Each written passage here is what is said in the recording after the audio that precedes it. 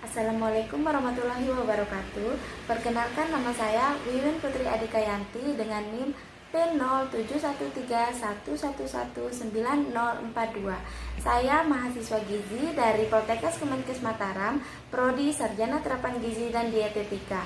Di sini saya akan melakukan penyuluhan tentang pencegahan DBD dengan cara 4M. Nah, kenapa sih saya melakukan penyuluhan tentang DBD ini? Agar bapak-bapak dan ibu-ibu mengetahui apa sih penyakit demam berdarah itu, agar kita semua dapat melakukan penjagaannya dengan segera. DBD itu apa sih? DBD itu adalah singkatan dari demam berdarah dengue, salah satu penyakit yang disebabkan oleh virus dengue dan perantaranya melalui nyamuk. Nah, sekedar info aja nih bahwa penyakit DBD ini sering terdapat pada musim-musim yang negaranya tropis, yaitu memiliki dua musim, yaitu musim kemarau dan musim penghujan. Salah satunya yaitu di negara kita, negara Indonesia. Apalagi sekarang kita udah memasuki musim penghujan, jadi harus lebih waspada dengan penyakit DBD ini. Nah, adapun gejala-gejala dan tanda-tanda dari penyakit DBD ini, yang pertama yaitu mengalami demam tinggi, suhu tubuhnya sekitar 40 derajat Celcius. Yang kedua, mengalami sakit kepala yang hebat. Selanjutnya, mengalami nyeri otot, nyeri sendi maupun nyeri pada bagian belakang mata. Yang selanjutnya, dia muntah dan mengalami kemerahan pada kulitnya. Nah, untuk bapak-bapak dan ibu-ibu yang telah mengetahui tanda-tanda dari DBD ini, apabila ditemukan seseorang yang memiliki gejala yang sama dengan DBD, segera dibawa ke dokter. Hal ini bertujuan untuk meminimalisir adanya komplikasi dari penyakit DBD ini sendiri. Nah, di sini ada yang tahu nggak sih apa saja sih komplikasi dari DBD ini sendiri?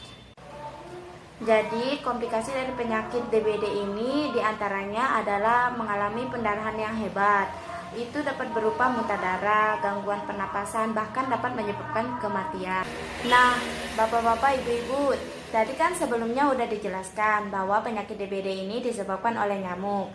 Nah, nama nyamuknya itu yaitu nyamuk Aedes aegypti.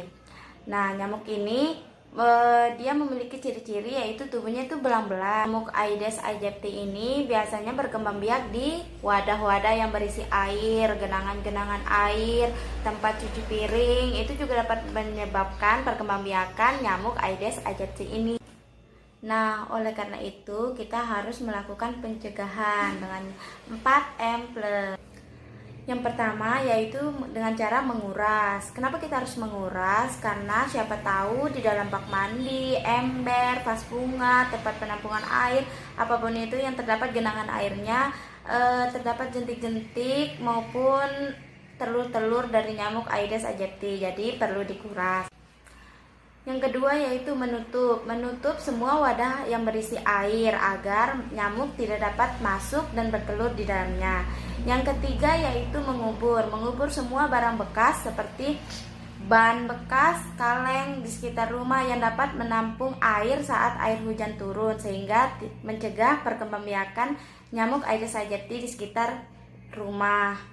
Langkah yang keempat yaitu memantau. Kita harus memantau semua wadah yang berisi air yang ada di dalam rumah maupun di sekitar rumah kita agar tidak ada perkembangbiakan nyamuk Aedes aegypti.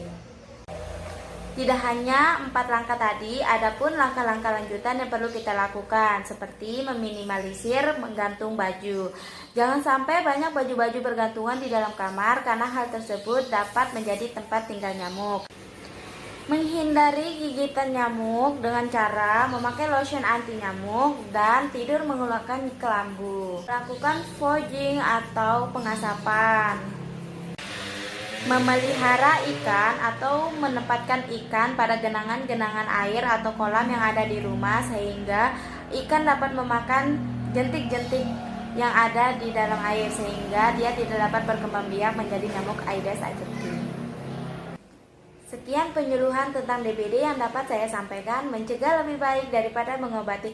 Yuk lakukan gerakan 4M+ sebagai upaya awal mencegah penyakit DBD. Wabillahi taufiq wal hidayah. Wassalamualaikum warahmatullahi wabarakatuh.